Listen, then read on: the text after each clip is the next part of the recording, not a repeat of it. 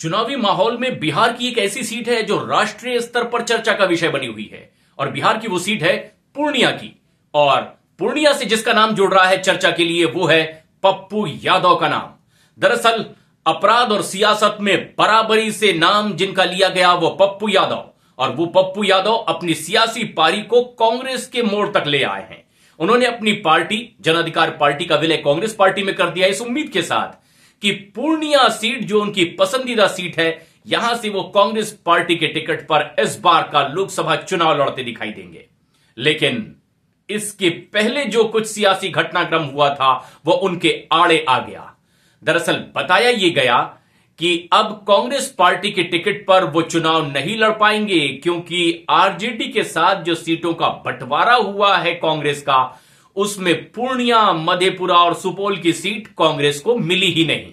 और उधर आरजेडी ने अपना दांव चल दिया और आरजेडी में शामिल हुई बीमा भारती को उन्होंने पार्टी का सिंबल दे दिया, उम्मीदवार बनाकर उसे मैदान में उतार भी दिया। ऐसे में पूर्णिया में ही घिर गए पप्पू यादव, जहां वो दावा कर रहे थे कि मर जाएंगे लेकिन पूर्णिया नहीं छोड़ेंगे। लेकिन अब उस सीट पर लालू यादव ने बीमा भारती को उतार दिया है, जो जनता दल छोड़कर आरजेडी में शामिल हो गई। नीतीश के सरकार में मंत्री तक रही थी बीमा भारती। जब लालू प्रसाद यादव की पार्टी में आई तो पूर्णिया से वो लोकसभा का चुनाव लड़ने के लिए अब लालटेन लेकर मैदान में उतरेंगी।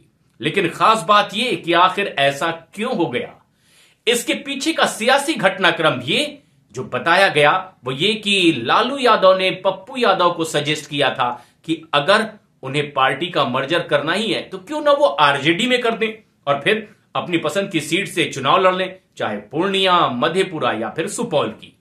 लेकिन पप्पू यादव ने साफ इनकार कर दिया और लालू यादव को मना कर दिया।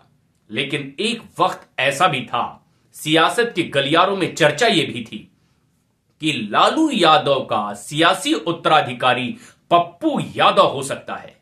तो वो आरजेडी के लालू प्रसाद यादव के इतने विश्वस्त और करीबी भी थे। लेकिन एक वक्त ऐसा आया कि पप्पू यादव ने लालू प्रसाद यादव की बात नहीं मानी और कांग्रेस में शामिल हो गए। हालांकि कांग्रेस की सांसद भी रही हैं उनकी पत्नी रंजीत, और ऐसे में क्या यह उसका प्रभाव था, यह खुद पप्पू यादव जानते हैं। लेकिन बड़ा सवाल यह कि क्या लालू यादव को साफ मना कर देने का खामियाजा पप्पू यादव को भुगतना पड़ रहा है, क्योंकि जिस सीट से उन्होंने दावेदारी पेश की, कांग्रेस पार्टी ने तो वो सीट अपने पाले में ली ही नहीं, वो सीट आरजेडी के पाले में चली गई और आरजेडी ने अपना उम्मीदवार वहां बीमा भारती को बना भी दिया है।